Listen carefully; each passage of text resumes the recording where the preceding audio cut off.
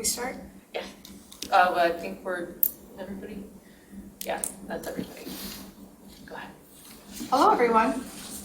This is a second meeting of the Scio Township Compensation Commission, and we're going to kick this meeting off with a call to order, and which I think is what I just done. And we'll start with roll call. Kathleen Brandt. I'm here, present, Scio Township, Washtenaw County, state of Michigan. And can you tell us where you were for the last meeting? Because we didn't have that on record. Oh, again, Scio Township, Washtenaw County, state of Michigan. Okay. Spalding Clark. Here. Irwin. Yes. Monica here. John has not arrived yet. I'm sorry, I'm here. Oh, hello, John. And John, because you're on Zoom, we need to have you tell us where you're located. And actually, because we missed this last time, this is a learning process, as we all recall. If you could also tell us where you were at when you Zoomed in for the last week's meeting. Okay, John Boyd in Scio Township. Do you need the street address? No. Okay, Scio Township, and I was also in Scio Township at the last meeting. John, is it possible to open up your windows so that we can see you as well? Yes, I'll have that in just a moment. Okay. Had to change computers here at the last minute. I understand how that goes. We have an agenda that has been, that I put together, and we need to have an adoption of that agenda. Does anybody have anything they want to add or any issues with anything that's on here? I'll move the agenda. Support. Okay, all in favor? Oh, you gotta do Aye. a roll call. Aye. Okay, Kathleen, Yes. John, Yes. Spalding, Yes. Irvin, Yes. Monica, yes. Okay, we had Excuse me, received- Monica, can I make a comment, please? Sure. Okay, thank you. I just want to give a history here. On June the 22nd, the Board of Trustees adopted the ordinance to establish the Compensation Commission. On July the 23rd, I applied to be on the commission, and at that point I started studying the Michigan statutes in the ordinance. On August the 16th, the Scio Human Resources consultant sent an email to the board stating there were 5 applicants for the commission and recommended appointments. On that same day, Trustee Vogel forwarded that email to 5 people, Mr. Stites, Mr. Townsend, Mr. Martin, Mr. Drays, Mr. Holland, and Mr. Knowles, asking for nominees. She stated, we need to get it well balanced. Based on that, I'm assuming she was not satisfied with the 5 applicants. And then the following day, on August the 17th, the board had a special meeting with a motion to increase the supervisor's salary to $72,000. I, during that time, made a public comment where I cited the controlling Michigan statute, MCL 41.95, subsection 5, and that I did not agree that the board was allowed to vote the salary. I also cited opinion of the Michigan Township Association, cited the presentation, the date, the page number, you can find that. Later, I spoke to 4 attorneys who agreed with my interpretation of the controlling Michigan statute. So therefore, I felt it was my civic duty to take action when 5 board members broke the law and violated the salary increase. Later, on October the 12th, 2021, Mr. Hathaway nominated me to the Compensation Commission. I have no idea why Mr. Hathaway nominated me to the commission. There we go. I have never spoken to Mr. Hathaway. He has never contacted me regarding my qualifications, nor told me that he was nominating me. Last week, there was a question of my ethics. In this regard, I think my ethics are in fine order. Thank you. Okay. So we have that history, and at this point, we'll go to the approval of the minutes from last week. Does anybody have any questions or comments, anything they'd like to add or regarding the minutes we've received? So I made a couple little corrections since the version you all have seen.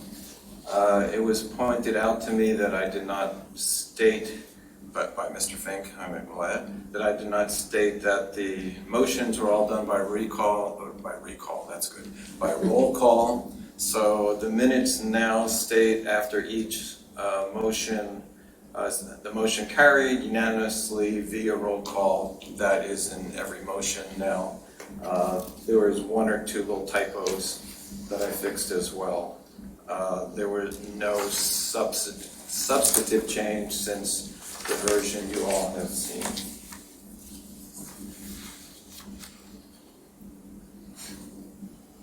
And the fact that the two people on Zoom, I'm going to put where they were in the first meeting in these minutes, not in the first minutes, yes? Or do you want them in the first set of minutes? It should not be in the first set of minutes because it wasn't Right. brought up there. Okay, so in these minutes, I'll state, for the first minutes, they were Yes, sir. also, gotcha, okay. Okay, any other comments about the minutes? Move to approve. Anyone second? I can second. Okay, roll call. Kathleen? Yes. John? Yes. Spalding? Yes. Erwin? Yes. Monica, yes. Okay. We had some correspondence from Rob Pattinson, I think I'm pronouncing that correctly,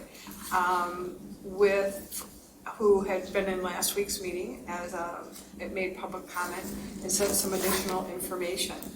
I think everybody had a chance to look at that. And does anybody have any comments on that correspondence? Or any correspondence? That's the only correspondence I believe we received. Yeah, I for one found that pretty useful. Glad he was able to access those sources. Yeah, I agree. Okay, if there aren't any other comments, we'll move on to the business session. We've received a lot of information, and we asked for a lot of information, and hats off to Christy for coordinating that, and I think getting us most of what we asked for, certainly what was available. And first on the business session is a discussion of time demands, and maybe I should have put responsibilities as well, but I think that's difficult to define. But, we received information from everyone in terms of the time commitments that they make. And, I've been thinking a lot about this and thinking, we all come with some, with our own experiences. And I think of my own work world where there's been weeks where I just, not enough hours in the day. And there's been weeks where, I was able to coast a little bit. I've also worked with people. I worked with a woman once where she had a PhD, she had all the credentials. She would get to the office at 6 in the morning, she'd leave at 6, 7 at night, and everybody was in awe of her commitment. And working with her, I realized the woman could not make a decision, and she wasted so much time. I also had a colleague who would come in late, leave early, and he was the most successful, the most useful person on the team because he knew so much. So while I think that the time commitment is a factor, I think it's one factor. I don't think it's my opinion, I don't think it's the only determinant, the only influence of what compensation should be.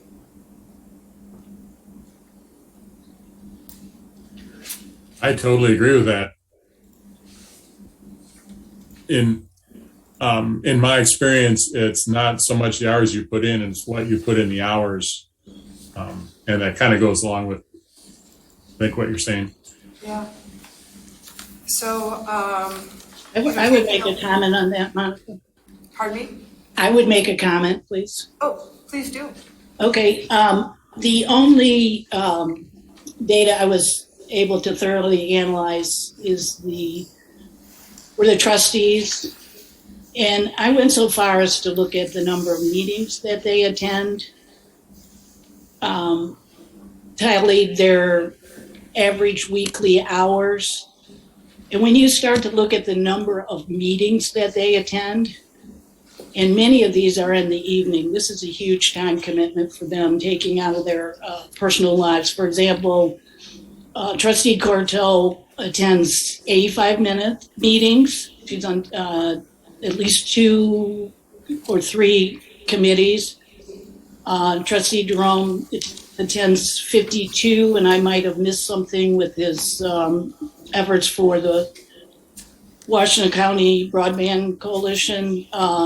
Trustee Knoll has 64 minutes per year, and Trustee Vogel has 64 minutes per year. And even if you just said that half of those were in the evening, which I think is more than that, that's X number of evenings that our trustees don't have with their families. So when it's time to talk about the salary, I just want to point that out.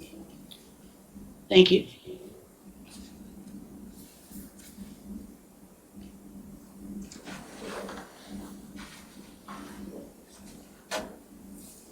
Anybody else have any comments? Well, let's take this, let's kind of break it down. Let's talk about the trustees first, with Kathleen having brought that up. Maybe that's, start with one position at a time in terms of the responsibilities they have and the commitment of time and their involvement. Currently, they're getting, it's $7,000 a year. So now, Erwin, you were a trustee. You know firsthand in terms of that commitment of time. And so I kind of would value your opinion on this. Sure, well, okay, I mean, I have a whole list of things in my head that I can go through.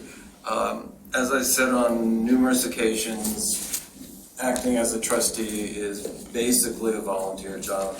Many of those meetings outside the board meetings are meetings that many of these folks were on prior to being on the Board of Trustees. Like I was on Land Preservation Commission and Planning Commission before I was on the Board of Trustees, and Land Preservation you get $0, and Planning Commission you get I think $100 per meeting. Basically, again, a volunteer job. Yeah. So I don't think that adding up hours spent is a terrible useful thing for the Board of Trustees. And I'll give you my own personal bias, and let me preface this that this is my personal bias, all right? I'm not speaking for anyone else other than myself. I don't really want the Board of Trustees salary to be terribly high, because I want people who want to be on the board to have that volunteer mindset. I don't want the salary so high that people think, oh, I could use another $15,000. Maybe I'll just throw my hat in the ring and see what happens.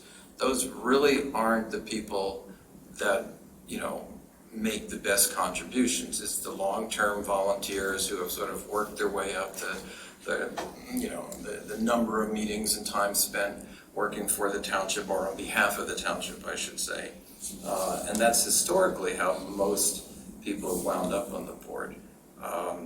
So looking at percent of a week spent doing that, I'm not sure is a real good way of doing it. I did the same thing Kathy did. I came up with anywhere from, a third to half time that people are working. If you add up all the hours and divide by, the average week, blah, blah, blah. So it's significant, but again, the other point is from a relative compensation, the 7,000 is not so bad if you look at other townships, the data we saw today. And similarly, the last increase, if I remember, was 2018, and it had been at a lower level for a number of years, and we agreed to begrudgingly raise it to the 7,000 it is today at Bryce's insistence, basically, because he just thought it was almost embarrassing how low our salaries were. So at this point, make a long story short, I'm kind of comfortable with the 7,000. You know, a modest increase, if you all want a modest increase, is fine. But I certainly wouldn't want to say that, you know, these are professional people who make $120,000 and we should pay them a third of that 120,000. I don't think that's a realistic way to look at them. I'm not suggesting anybody has said that. Yeah. But I'm saying that we're pretty close to what I think is a reasonable salary for the trustee. And since I have the table, I'll just add one more point, and that if we do make a recommendation on the trustees, or I assume we'll have to make one or another, that I would like to see the retirement contribution eliminated. I just think it's a silly thing. Again, after 4 years on the board, I think I had $2,000 put towards a retirement. And it's more aggravation to move those sort of dollars and do something with it that, you know, I would get a statement that says, when you retire, you will have, and then they fill in the blank, it was like $7 a month, you know? It's like, it's not worth anybody's effort in the township or even getting that small amount of money. But it's still money the township pays, so we don't have to. Okay, I'll get off my soapbox. John, do you have any comments? Well, yeah, maybe so. We don't have to give anybody salary increases, right? Correct. And in terms of if this, you know, looking at it as a business, the most critical thing is that we keep the people interested, motivated, employed, and enjoying what they're doing. And like, you know, other people have said certainly already this afternoon and in many, many other meetings, the Board of Trustees positions are not things somebody goes after to make an income, so to speak. It's more to contribute to the township. So, yeah, so I'm not actually convinced at this point that as a commission, we need to increase anybody's compensation, but we've also not really dealt in those topics so much yet. But you asked if I had any initial thoughts. That's my initial thought.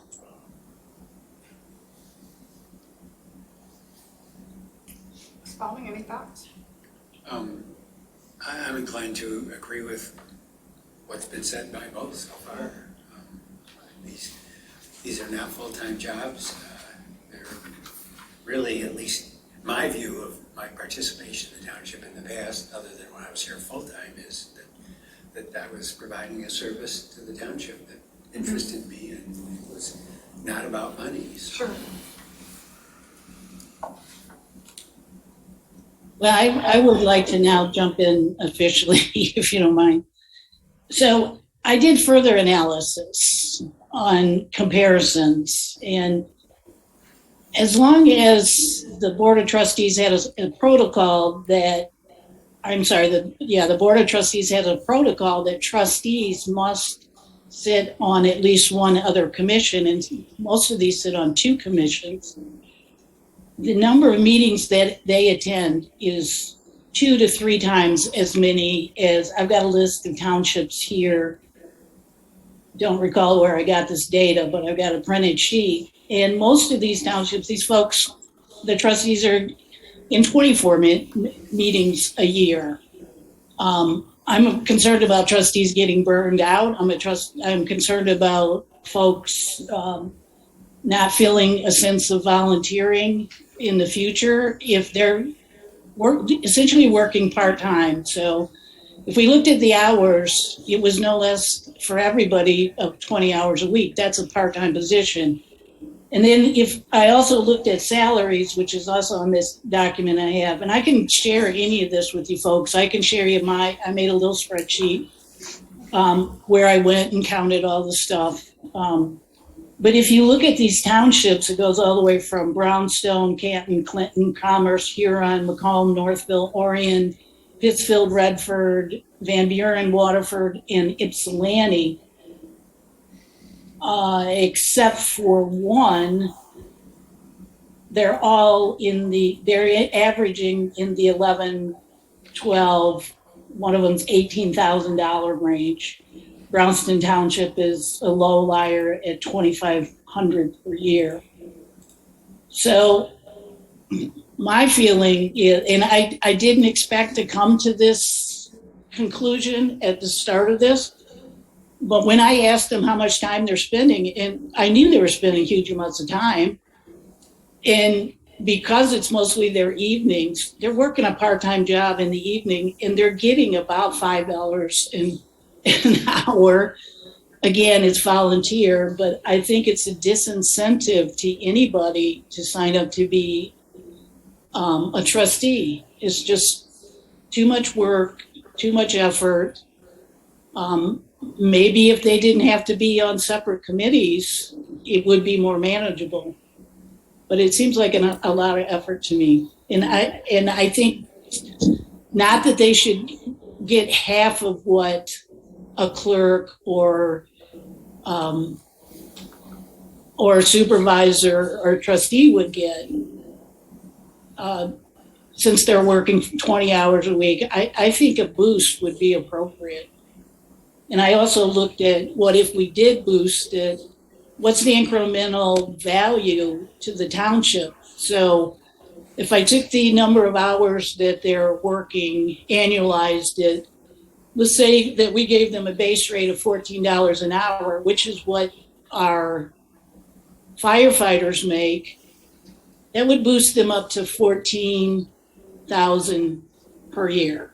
And some of these folks, Jackie Cortell is killing herself on effort to the township. I mean, she's far and away putting so much effort. You know, it's one of those things that we always have to keep in perspective, that we are making decisions on the position and not on the person. So, you know, I agree with that, but if the board has the protocol that they must be on other commissions, then that's no longer the position, not the person. The position is that you put a big burden on these folks. yeah.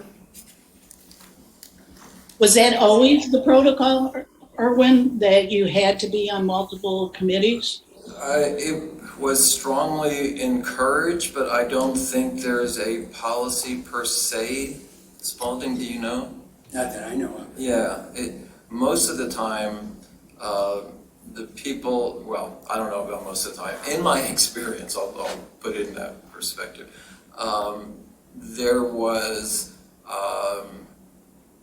There were more than the number of, how can I put this? That there were more people interested to be on the committee than there were a committee to be on, if that makes sense. We didn't have to twist arms to get people on committee. It was like, well, I'd rather be on that committee. Well, sorry, so-and-so's on that. So that's one of the more interesting parts of the job, frankly, because that's where the work actually gets done at the committees and the commissions, and they bring their recommendation to the board, which historically there hasn't been a lot of heated debate, more so now than in the past, obviously. So I don't think that's a requirement. If you look at the current board members, I believe Kathy's not on a committee other than we're still working with the Gilman issue. She's on CARD and she's also on the Roads Advisory Committee. She has 2 committee assignments. Okay. That's not quite as intensive as Planning Commission and some of the other committees, obviously, but so a long-winded answer to your question, I don't think it's a requirement, but no one's arm is twisted to do it. Is it, Spalding, does that sound about right? Yes. And there have been board members who did not serve on committees, correct? Yes. Yeah. I mean, you can't throw someone off as a trustee because they won't join the committee. Right. They're elected. Yeah, exactly. Okay. Can you repeat that? I think it was, I'm not sure if it was said in humor, but about throwing somebody off, because I didn't hear what was said, whoever said that. It was said as a humor, that you can't throw somebody off the board as a trustee once they've been elected. Got it, Can't okay. make them, you can't make them join a committee either. Just wanted to make sure. Okay.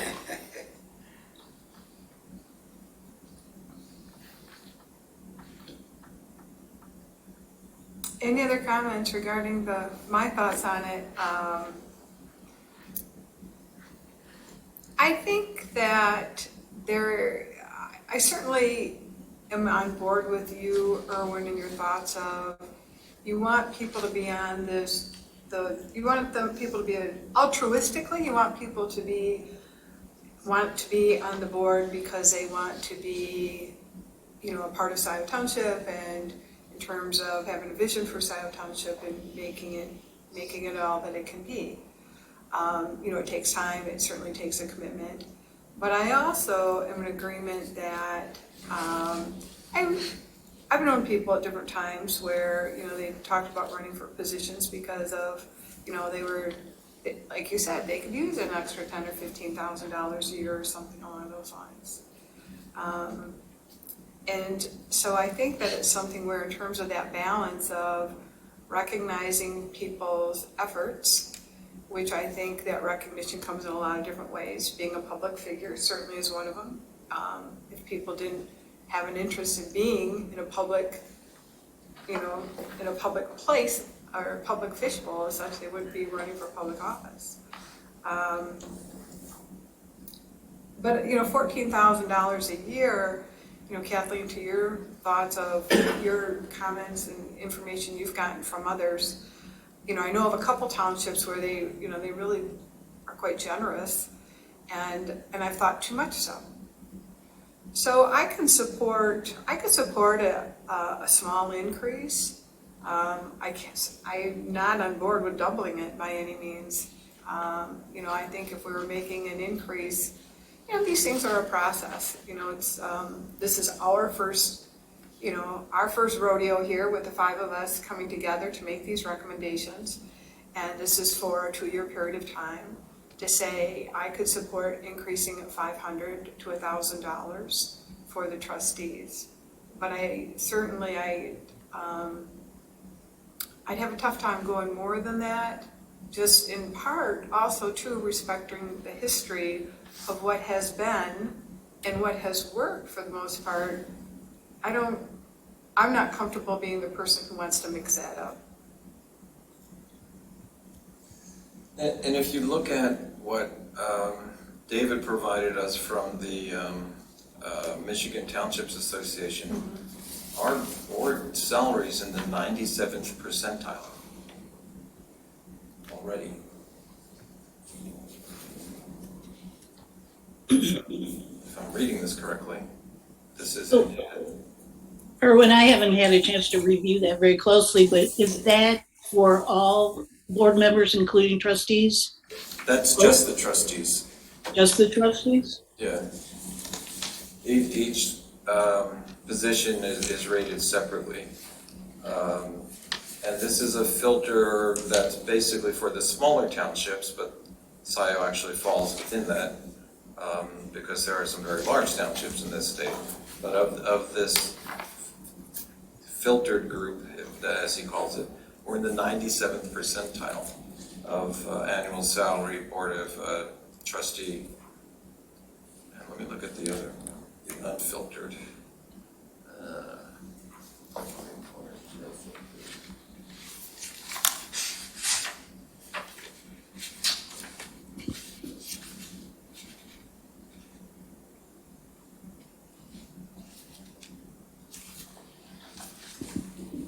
And the unfiltered, we're in the 95th percentile. So, I mean, it's hard to argue we need a substantial increase. Did everyone get these reports from David today? Jim, were you copied on that? I have them. I got them. I haven't had a chance to pull them apart. I haven't either. I saw they came in. And I'm actually surprised by that because some of the stuff I'd looked at earlier in the week would seem to conflict with that, but I'll need to go back and check. Might have been classified a different way or something. So,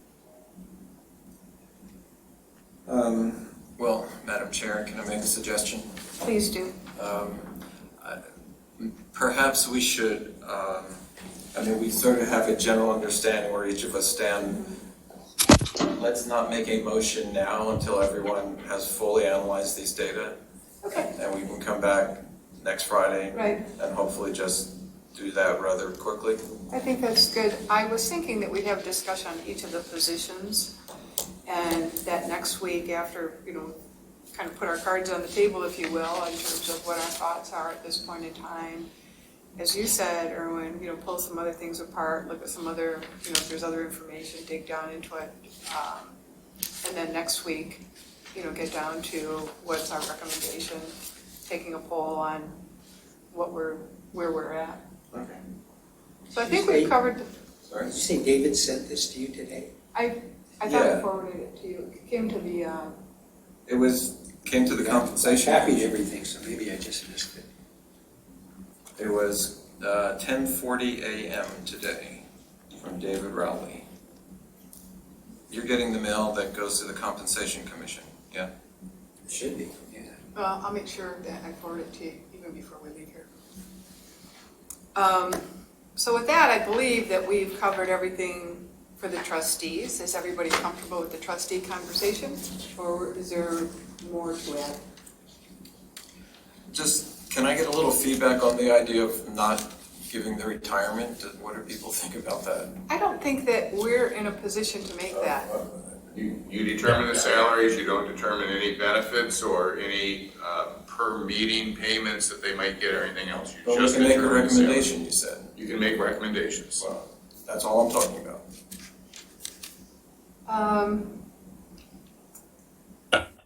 yeah, I would just ask, has that retirement benefit ever made a difference for a trustee wanting to take the job or not wanting to take the job? And I wouldn't think so, but I'm kind of the new kid here, as I've said before. So I kind of think that would be a reasonable recommendation if it doesn't make any difference in terms of the interest in being a trustee. So I can tell you that I had no idea that existed and didn't know it until I was handed a form that said, here, fill this out for your retirement, and I sort of laughed. What? I mean, no, it's not a driving, I can't imagine it's a driving factor in anybody's decision. You know, agree? I don't think it's Yes. a decision, I wouldn't think that it would factor into it.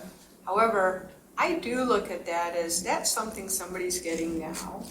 And if we made a recommendation that they eliminated that, I think that would also have to be captured in the salary recommendation. Yeah. Because as somebody as a trustee is getting, not a lot, $560 a year, Is that what they're it getting is? 8% of that 8% contribution, which is very rich for everybody. And that, going back to, we don't reduce people's incomes here. We only make a recommendation to increase or stay the same. And if in fact we made a recommendation to eliminate that, in the big picture, we are taking down, we're cutting their salary, we're cutting the full picture of compensation. And for that, I think we would need to make it up someplace else. Yeah, so then you make it in salary. But here's the thing, in my thought, is that we can only make a recommendation. So if we made a recommendation, we can't make a recommendation of, if you eliminate the retiree, then we could make this recommendation, but if you don't eliminate that, then this would be the recommendation. So I think it kind of gets past our scope. Well, you can certainly say we recommend an increase of $600, and they either accept that or not accept that. And at the same time, we also recommend that you consider eliminating the retirement benefit to whatever.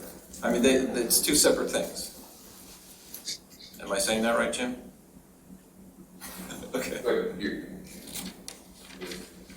chair's point is an important one, because the salary that you determine is, as I've said before, binary. The board either rejects it or it doesn't, and any other recommendation. And I have seen before where a commission recommended a substantial increase in salary and recommended elimination of per meeting stipends, and the accepting board accepted the salary increase and did not eliminate the per meeting stipend, which didn't, you're not talking about a lot of money anyway, but it just wants you to go into that with your eyes open. Yeah, that's fair. I personally think that for the small amount they get for something contributing to a retirement plan, I think it's kind of grinchy to ask for it taken away.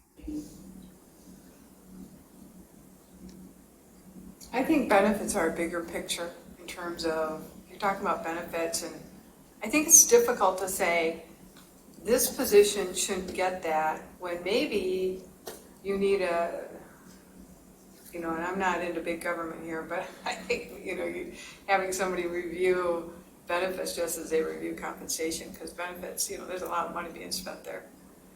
But that's not in our world. That's somebody else's world. Well, if there aren't any other comments on the trustee salary, I say we move to the treasurer's salary. And does anybody have any comments in terms of what the responsibilities, increased, no increase? What are your thoughts? Did everyone get Donna's email? I did. Did everybody have a chance to read Donna's email? Yes. Maybe not. I usually print it off when I received it. What, was that forwarded by Christie or did it come from Donna? From Christie at 12:46. It was a little later.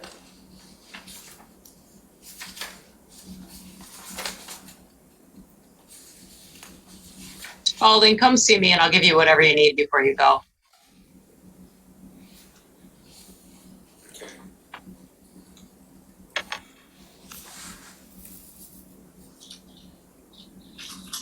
Well, so that salary is $65,000. There were in 2017, there was a $5,000 increase. In 2017, there was a $10,000 increase. In 2018, there was a $5,000 increase.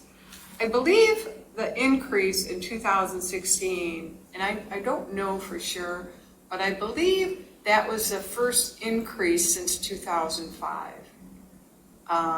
So it had sat at that amount for some period of time. And my recollection is that in 2005, when that increase occurred, there had been a big jump at a period of time. That's how I remember it. Don't know that it's fact, but that's how I recall it, just in terms of the history of the compensation as you're looking at it. And this is, going back to what I said before, we are looking at, I always have to remind myself of this, so this is why I say it aloud to my colleagues here, is that we have to make these decisions based upon the position, not upon the person. So with that, my only guidance, does anybody have any comments? Well, there has been much discussion over whether indeed the treasurer is a full-time position. Spalding historically, has it always been considered a full-time position? I think it has, yes. But now we have two full-time people in our, in finances. Well, in theory, you have, or ought to have, someone who's providing the oversight, the treasurer, whether you have somebody, computing numbers and putting them into forms and stuff is different than what I think the treasurer's responsibilities are. So I don't think any of the staff have the responsibilities that Donna has as treasurer. Well, right, but is that a full-time position? Donna says it is. I don't think, in all fairness, I could answer that question. Yeah, okay. You know, none of us, at least when I've been around, nobody ever paid attention to how much time was being spent by someone like Donna or anyone else as an elected official in their responsibilities.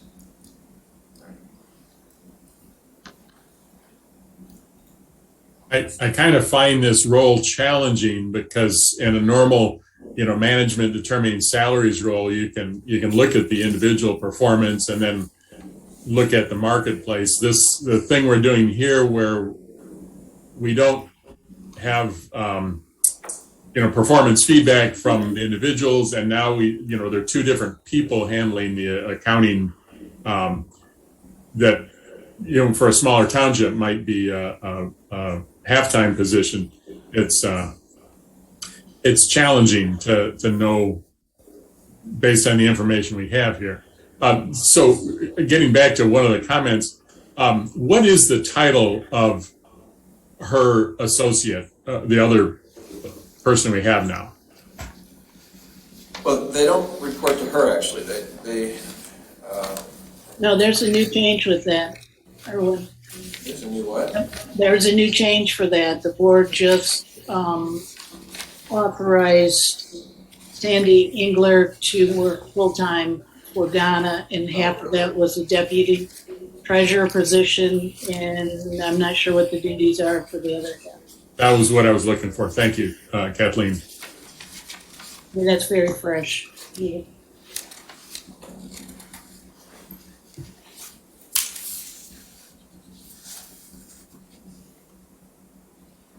And if we look at what other, get back to that report, David.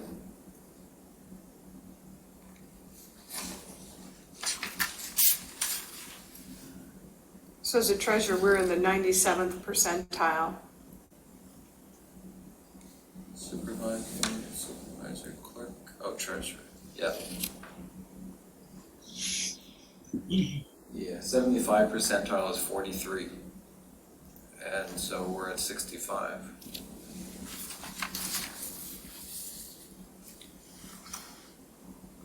I would say, just for myself, I would probably, I think that to that report, this position being compensated fairly. We're not in a position to say full-time or part-time, just the amount of how much somebody should be paid. But with that, and I think the fact that you're questioning it, or we as a group question it, that when the time came to have this, I would be supportive of keeping it where it's at. But Kathleen, what are your thoughts?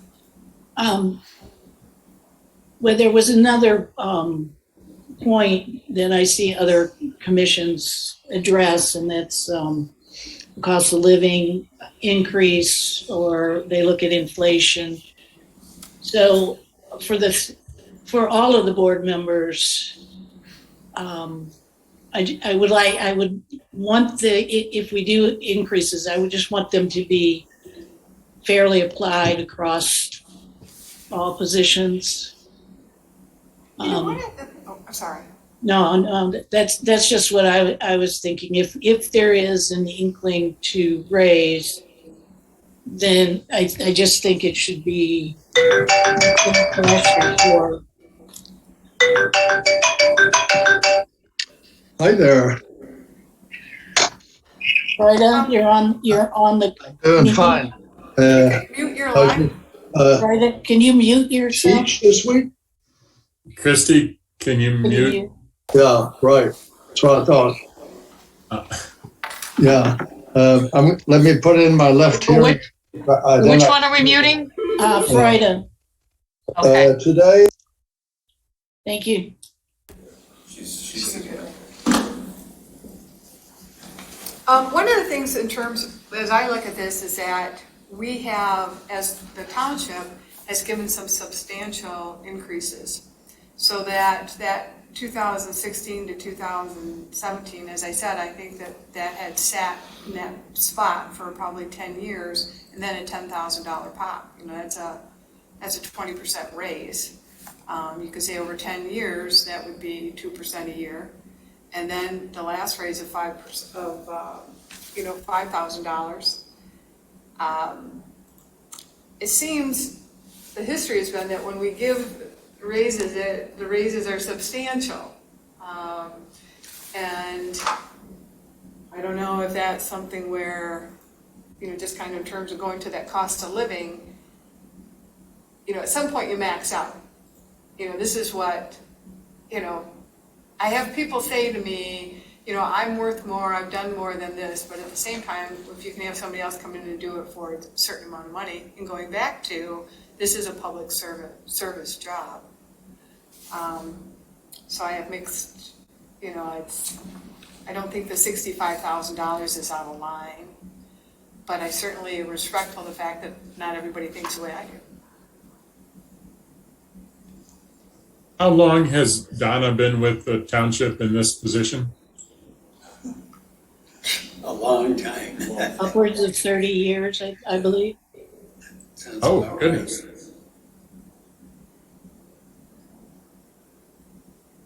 So as we said, the last raise was May of 18.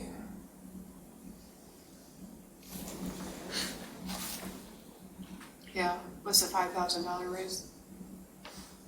So Monica, if I took notes, if I understand you, so in 2016, the treasurer position was 50,000, and then it had two bumps of 10 and 15, or 5 rather, to get it an increase of 15 up to 65. Was that correct? So in 2016, it was $50,000 a year Right. position. Yeah. And then in 2017, it was $60,000. And then in May of 2018, it went to $65,000. Okay. And that's where it has stayed since then. And that's only, 3 years ago. Yeah, I guess I would be comfortable with that, that being increased. Because I would imagine if Donna leaves us, we're going to need to have a pretty reasonable salary for that position to replace that position. And Well, keep in mind, this is a public position that somebody's going to run for. We're not putting an ad in the paper that we need a treasurer. But we do need people to be willing to run for it. Yeah. Yeah. oh, that is a good point, Monica. Thank you. But The fact that these positions come with benefits, healthcare, retirement. And retirement health care as well. So that's $65,000, she's getting $5,200 a year as a contribution to that retirement plan, along with health care for her and her family. Right. So her the total value is $109,000 with all the contributions, pay time off, insurance, FICA. But the notion that somebody wouldn't run for office to get a full-time job with benefits, I don't know that somebody wouldn't do that. And so you need to be sort of comparable to a like position. I'm not saying raise this. Yeah. Don't misinterpret that.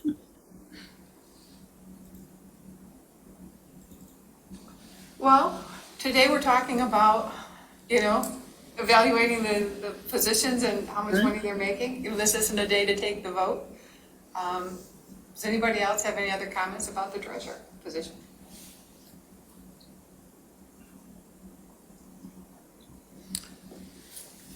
Well, if not, we'll move on to the clerk.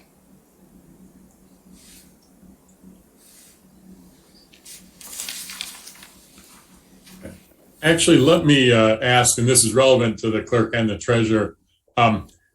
Who actually does do performance reviews for the positions we're talking about here? Not so much the trustees, but the other positions. Well, they're public servants, so Every 4 years, there's every a 4 years there's a performance. referendum. Electorate, okay. I know, John. I've worked in the public, I've worked in for-profit worlds, and it's a different way of thinking about things. Yeah. It's a struggle for me. Sorry, just need to be. That's okay. Yeah, I come from the same point of view. I was a software consultant, I always cared about what my salary and benefits were, so it's a recalibration for me also. Yeah. So the clerk's salary currently, per David's information, is in the 100th percentile. That is a position that in 2006 was at 55,750, 2017 59,500, 2018 64,500, and in 2019 it went to $84,000. And the retirement contribution on that position is a little over $6,700 a year. And then, of course, there's healthcare and things that go with that. So a little bit of background. We had advertised this position after the prior clerk resigned midterm. So we had to actually hire somebody. Jessica was the deputy clerk at the time, I believe. And we had a few candidates. We had a candidate that we made an offer to, but she withdrew, or we came very close to making an offer to, and she withdrew. At that point, Jessica was the only viable candidate, and she refused to take anything less than $84,000. That was her number that she came up with. I can tell you that was not a unanimous vote to accept that. So given that the former clerk was also clerk of the year, as I recall. Yes, the former clerk was the state clerk of the year. So there were some big shoes to fill. Yes, and did a person with, just starting the position warrant that sort of increase of $20,000, nearly $20,000? Well, as I said, there was discussion about that. And given as she's now apparently the highest paid clerk, if we're at 100%, I don't think it would be appropriate to increase that salary.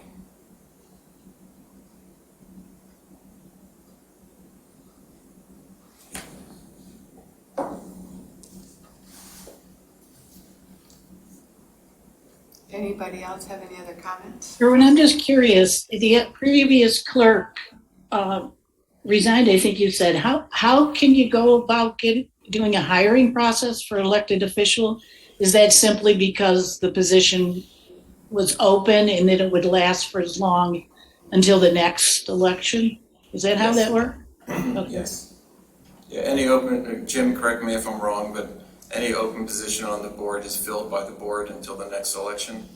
Unless the board fails to fill it. And in terms of next election, it depends on the timing of it. There's a formula in the two applicable statutes, but the long and short is the board generally will fill the position, and if there's time before the next general election, the clerk would run, or the person filling the vacancy.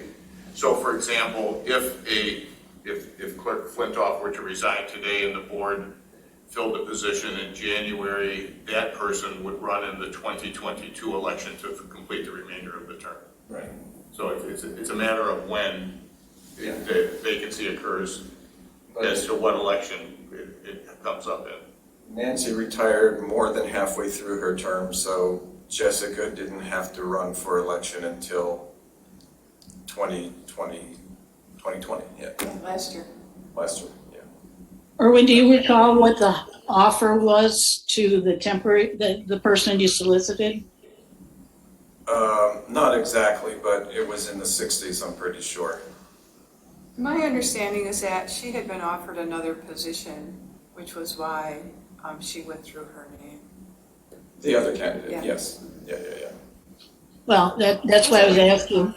It was a lengthy process, though, in terms Right. of, and I also think, Kathleen, that there was a little bit of a bird in the hand's worth two in the bush, that she hadn't been offered the job. She hadn't been offered the position. Somebody else is offering her a position.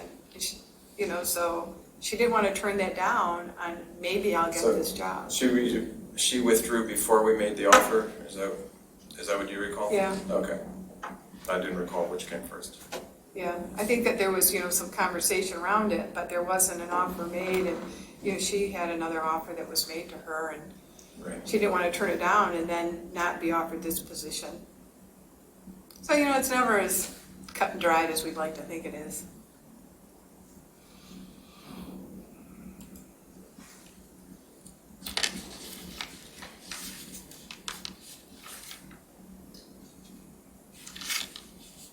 Any thoughts, Spalding?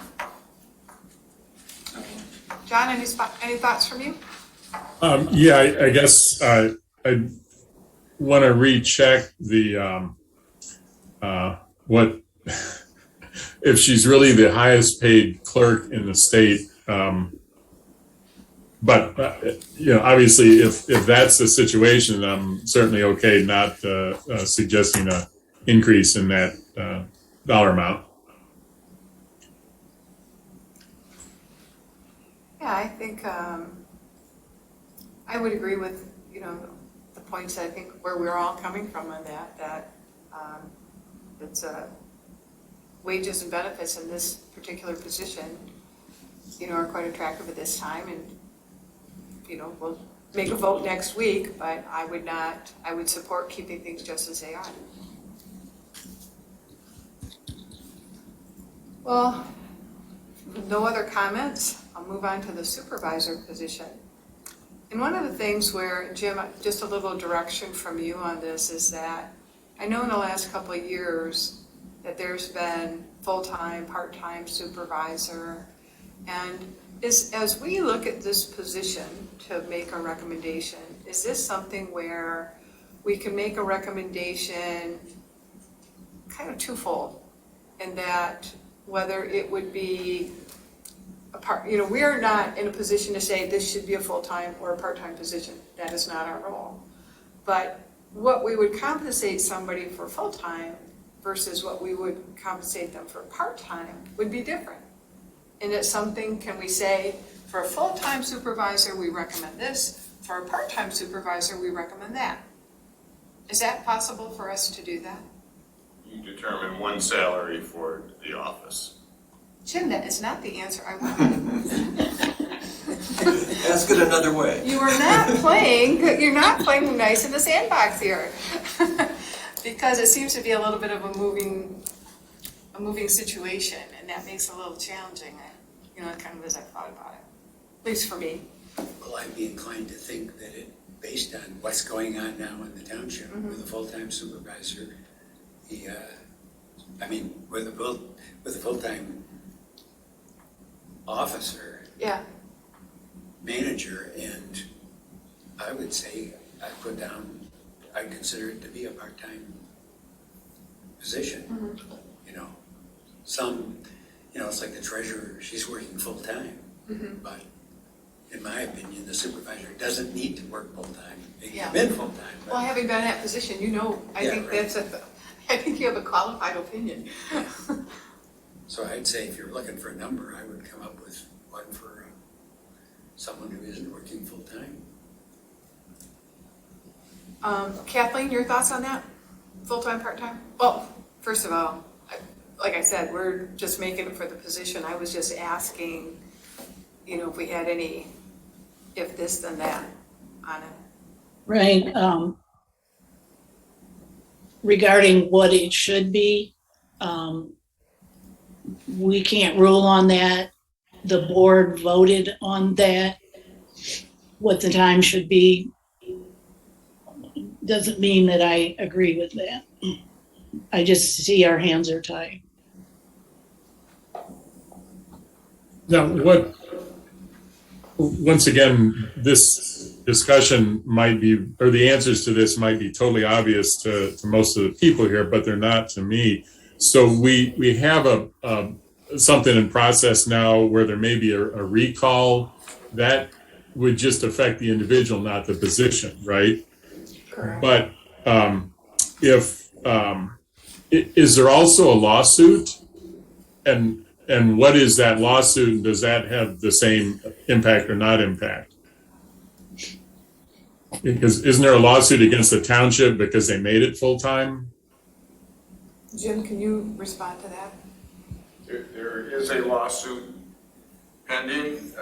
I am not representing the township in the lawsuit in the sense that I'm not the litigation counsel, and so I don't have any other comment, and even if I were, I wouldn't speculate on the result of the lawsuit at this point. And I don't mean this to sound flip, but in some ways it's not relevant to your job of determining a salary for the next 2 fiscal years. Okay. Well, what is the lawsuit for? Is it to, what would the outcome, well, I know you said you didn't want to judge that. So not asking Jim, can anybody else fill in for me if the lawsuit is... How about if I send you a copy of the suit and the answer that has been filed? Okay, yeah, that'd be great. Thanks. I'm not sure I have everything, but if I don't, I'll get it and get it to you. To all of us? Sure. Thank you. So for now, we're just focused on it's a full-time position. You know, how does it compare with other full-time supervisor positions? And right, put the blinders on. Is that what we're doing here? Oh, I don't know. I don't think so. I don't think we assume anything. I think we assume what we don't assume. I think we have to evaluate, and Jim, correct me if I'm wrong again, what we think the supervisor position for this township should be paid, regardless of whether it's full or part-time.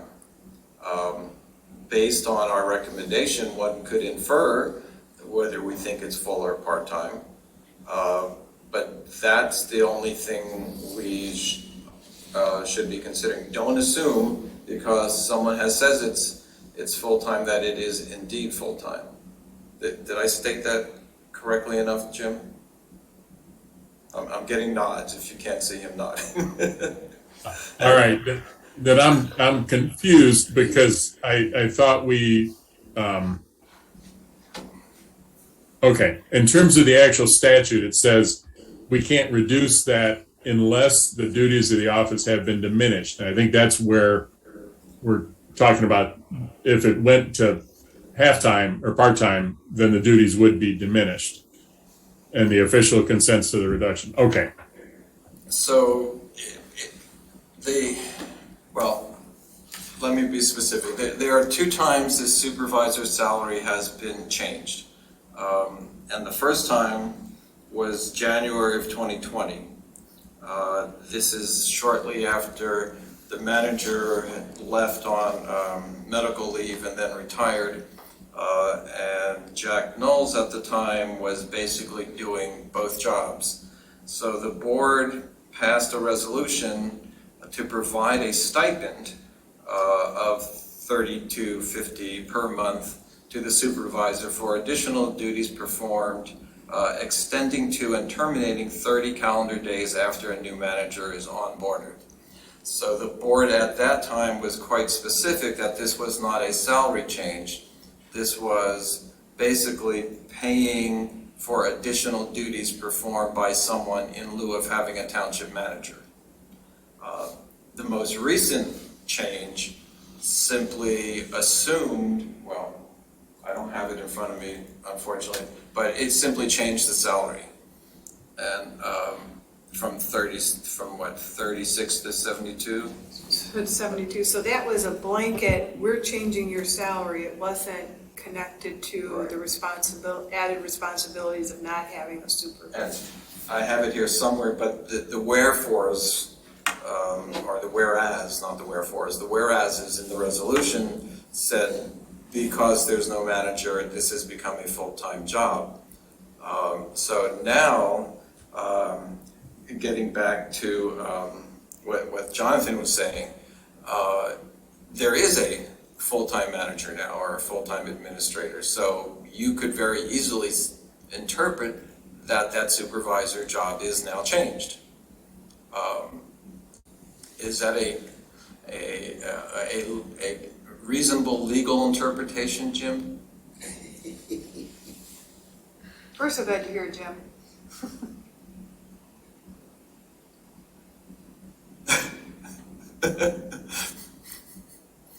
Jim's thinking.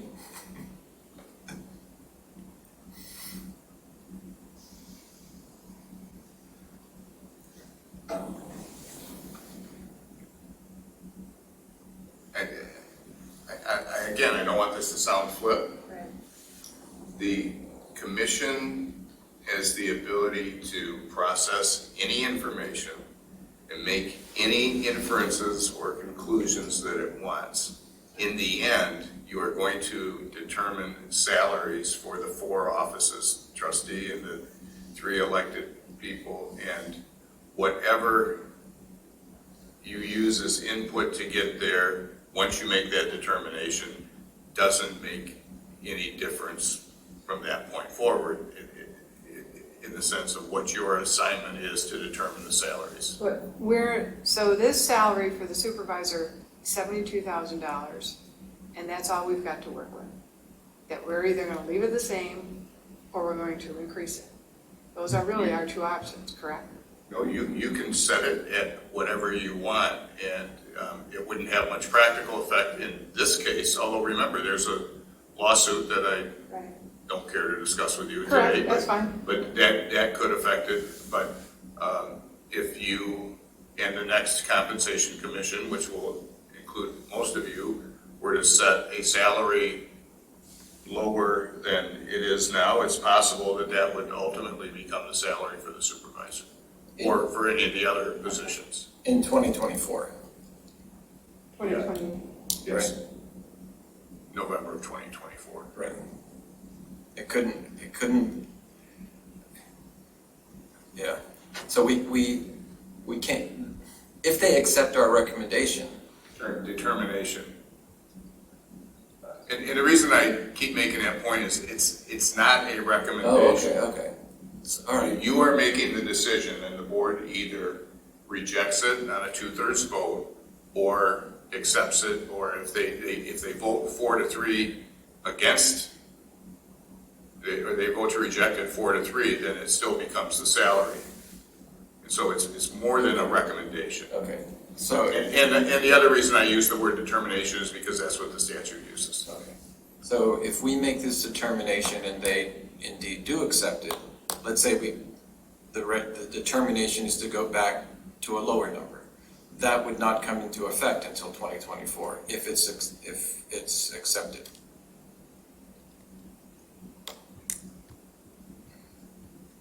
Yes, with the caveat that there is a pending lawsuit, and I don't know what the result of that suit will be. Well, my understanding is that the law does say that you can't reduce the salary unless the duties of the office have been diminished and the official consents in writing to the reduction.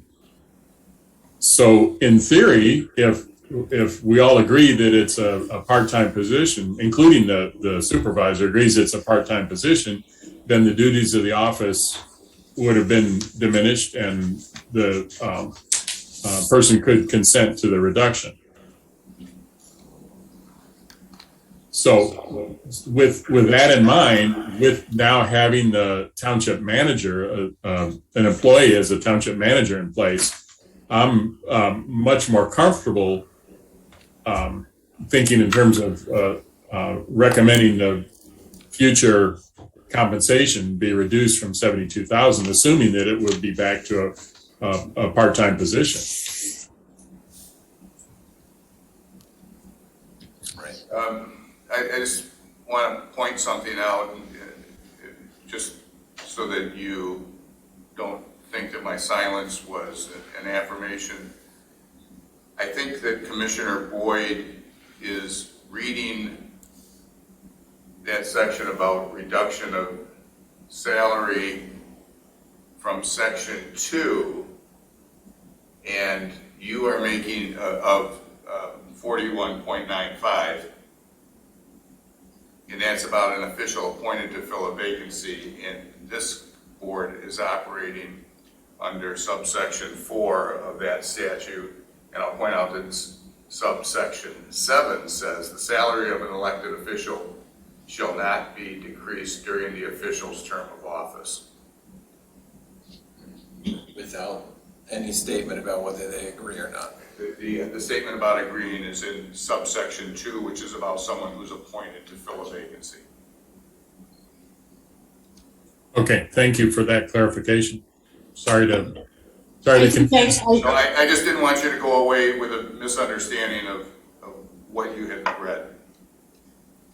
I think I should make a comment for clarity. I'm not going to talk about the lawsuit, but it is appropriate for me to tell you that the basis of the lawsuit is the board did not have the right to raise the salary, but rather that this commission is responsible for the salary once a compensation commission was created. That is the basis. It had nothing to do with effort. I didn't understand until Erwin pointed out just a few minutes ago in terms of how that was structured with the additional compensation with the previous supervisor, that it was very well defined in terms of what he was getting, what the changes had been to his responsibilities, the extra compensation, and that there was a window in which it would revert back. And so just the new board, the current board, voting to say, okay, blanket wise, this position is going to be for $72,000, and it doesn't sound as though, and tell me this, people have been on the board, full-time, part-time, is that something that is conscious, is that a decision that's consciously made by the board to say, oh, this is a full-time position, or, oh, no, you're only a part-time position? I can tell you when we convinced Nancy Hedberg to run for clerk, we said, oh, it's a part-time position, don't worry about it. So, no. Okay, You're elected to a position and you do the job. okay. And so certain time, and for clerk, I think I convinced it's more than a full-time job. And Nancy should have did more than a full-time job as well as Jessica. So, yeah, it was a little misleading when I convinced Nancy to run. At the time, Yeah. you know, Well, the world has changed. yeah. It's not, things don't stay the same as we know. So there's no job descriptions as we're all used to, Right. you know? Well, we know that we've got some boundaries here. And how to move forward with that. Any other comments on the supervisor? The supervisor salary?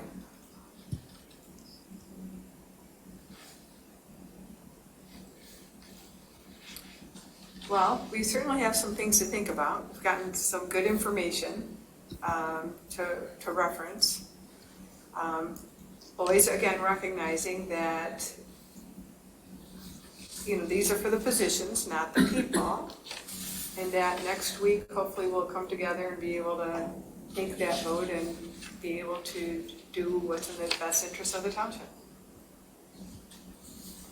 So if there aren't any other comments by the board members, I'm going to open this up to public comment. I actually do have another comment or question, and this relates to the supervisor. As I've been looking at some of the state documents, there seems to be a real clear bright line difference between supervisors that also handle assessing functions and those that do not. And just to be clear, our South Township has a separate assessor, correct? Yes. No, okay, so our supervisor doesn't handle any assessing functions. Okay. Very good. That's it.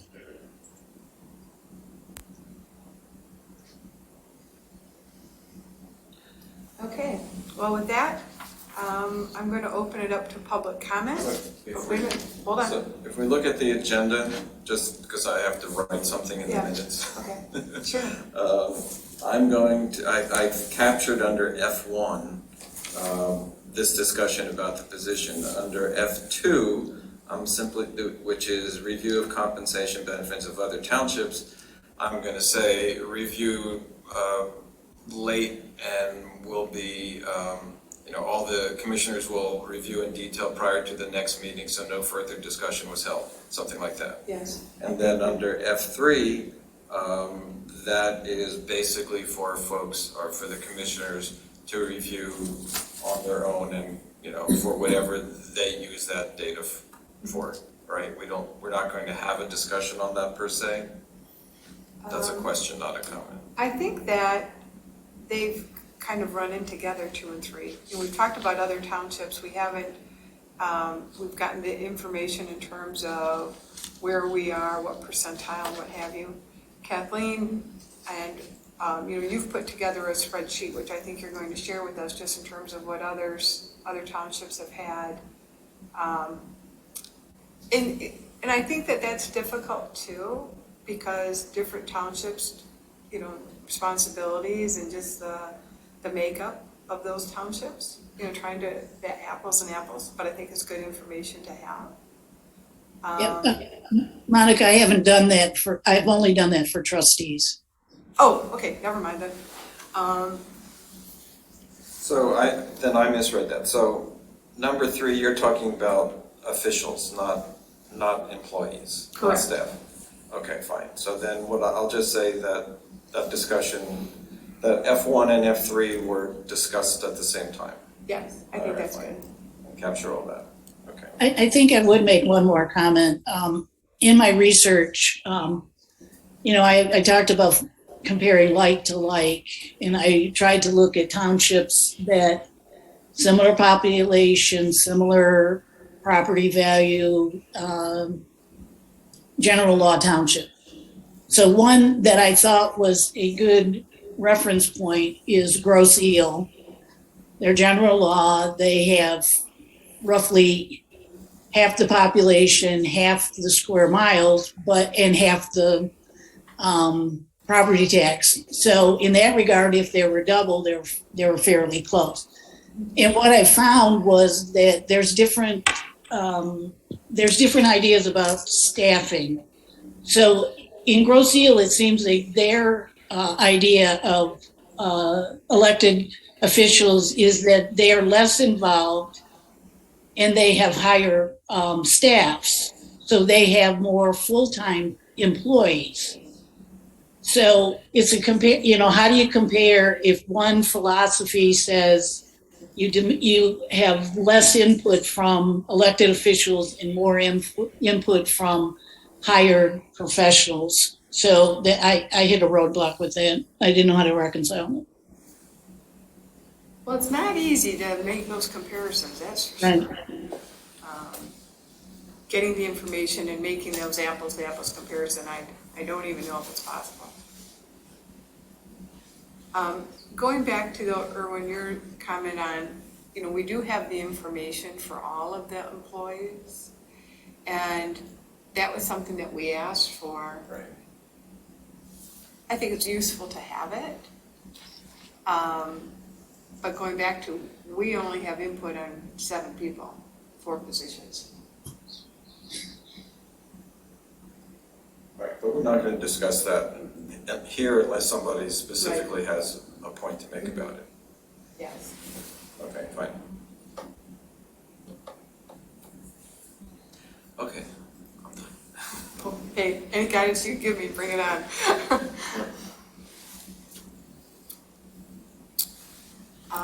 With that, I'm going to open it up to public comment, and hopefully, Christy, you're on, and you can push that magic button that lets everybody. I'm here.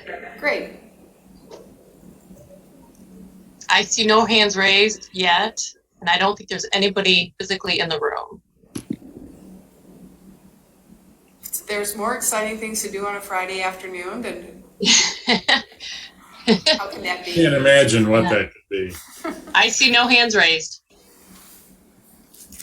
Well, with that, if no one has anything to add to our discussion, then does anybody suggest that we have an adjournment? I'm And going to move that we adjourn. I'm going to second that. As chair, you probably should. Oh, I have to poll people. Excuse me. Kathleen? Yes. John? Yes. Johnny? Okay. Spalding? Yes. Erwin? Yep. Monica? Yes. So we'll see you next week, December 17th, same time, same place. And hopefully we'll be able to wrap this up. Thank you. Very Okay. good. Good discussion. I appreciate it. Yeah. Thanks all. Chrissy, are you coming in here? I guess I'm just coming in. I'm not gonna play with any of this stuff. It's high tech. Well, we were. Well, Jim, thank you for being here. I think you're keeping us on a steady road without all these tangents we all want to go down. When we want to go off the beaten path, you keep us back on. And it looks like we won't need the fourth meeting. The 22nd. Yeah. I think it's looking like we're going to be able to tie this up real quick. See you guys later. What fun. Do you miss it? I've been pretty well persuaded with all of this. Yeah, that you made the right Staying decision. home and watching television. Yeah, you and me both.